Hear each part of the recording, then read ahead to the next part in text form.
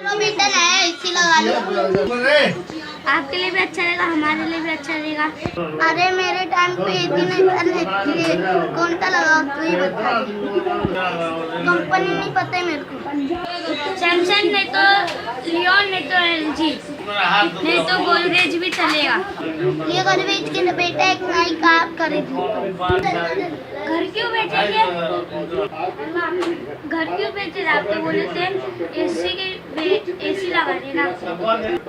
घर में एसी लगाऊंगा तो लाइट का बिल कौन भरेगा? कार खरीद लूंगा तो कल ही पेट्रोल का ही पैसा भरना पड़ेगा। कार में भी कौन सा आगे चला गया बेटा? टाटा नैनो चलेगा। टाटा नैनो की वो 1 लाख का है, नहीं तो 1.5 लाख तक रहेगा। तेरा बाप ने 2.5 लाख थोड़ा कम का बता रहे। ये सबसे सस्ती कार है। और एक ढेले खरीदने तो 1.5 लाख से सस्ती रहती, 500-600 की आएगी। वो भी 1-2 लाख का रहता है। अरे सॉरी, 1-2 हजार का रहता है। क्या कर रहे हो यार, हमारा नाम बदनाम करोगे।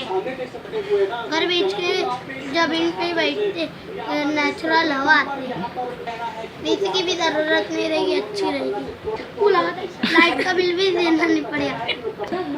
हाँ, ये बहुत अच्छा आइडिया है। मेरी स्कूल की फीस भर देना।